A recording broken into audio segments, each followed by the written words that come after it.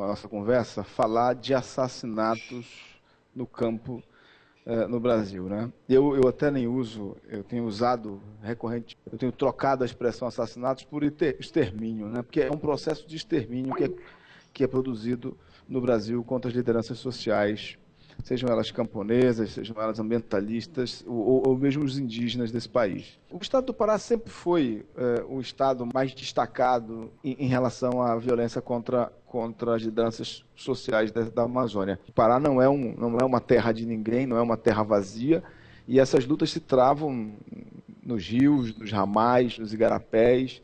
Então, há também um processo intenso de resistência, né? Os camponeses também, e os extrativistas e os índios estão lutando por seu território, fazendo a disputa desse território.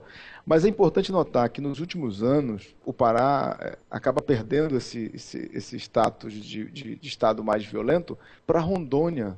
Rondônia passa a ser um estado onde os índices de ameaça de morte ou mesmo de assassinatos crescem. E isso vem junto com o avanço da fronteira agropecuária e madeireira. Rondônia está um Pará, né? Rondônia você encontra do trabalho escravo até a milícia nos acampamentos, nas ocupações. O que no sul do Amazonas nos preocupa muito é a extração legal e a ilegal de madeira, né? Então, no Acre, por exemplo, se você observar, nos últimos 10 anos, triplicou, né, a atividade pecuária, a grilagem de terra e a extração de madeira. O que está acontecendo? Frequentemente a expulsão de agricultores, a ameaça de mortes e o que aconteceu com a CPT, né? De 2011 a 2012, nós tivemos 6 contados, né, ataques na sede. No último ataque na Comissão Pastoral da Terra do Acre, a gente fez uma movimentação que ia fazer um ato e no dia do ato eles foram e destruíram. Deixaram recados na parede. Chegaram a rasgar as fotografias com facas. Eles destruíram tudo, né? É parte dos nossos sonhos também. Embora as comunidades produzam um processo de resistência, haja as denúncias aconteçam nas delegacias de polícia, as denúncias sejam feitas aos jornalistas, mas o Estado não cumpre o seu papel. Se você fizer uma procura pelo número de inquéritos abertos, quantos foram encerrados, que conclusões foram feitas, você vai chegar à conclusão de que o Estado não está apurando nada. As comunidades estão à mercê dos madeireiros, dos fazendeiros, dos grileiros. O que há, aparentemente, é uma conivência do Estado brasileiro com o crime, com esse modelo de desenvolvimento perverso que coloca as comunidades quase que como escravas desse modelo. A violência do poder público, ela se manifesta em 2 casos precisamente, no número de famílias despejadas e no número de prisões. Em 2013, o número de famílias despejadas na Amazônia passou de 1.200 e poucos casos para 3.000 e poucos, né?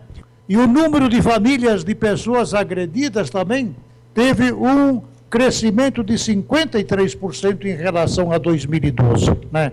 Então, a violência do Estado, ela está presente na própria estrutura do Estado. Para despejar famílias de agricultores é a coisa mais simples. Você não precisa nem apresentar documento da posse da terra. O juiz não vai se preocupar em olhar se aquele documento tem uma validade jurídica firme. Você chega com qualquer documento grilado, forjado, que praticamente você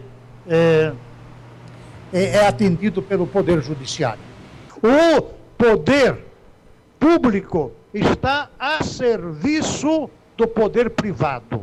Nesse momento em que se discute a questão do modelo, o que nós queremos, o que as populações tradicionais querem, como que elas querem viver, né? Então, assim, esse modo de vida que a gente discute com as comunidades, porque vocês são atrasados, porque o desenvolvimento chegou, e em nome do desenvolvimento você pode tudo, né? Então, esse é um questionamento que a gente quer debater com a sociedade, que modelo que nós queremos. É preciso olhar com mais carinho e atenção para esse pedaço da Amazônia que reproduz cenas dignas de faroeste, né? As pessoas não podem ser assassinadas pelas ideias dela, ainda mais quando são ideias tão bonitas, tão importantes, tão boas para todo mundo, né?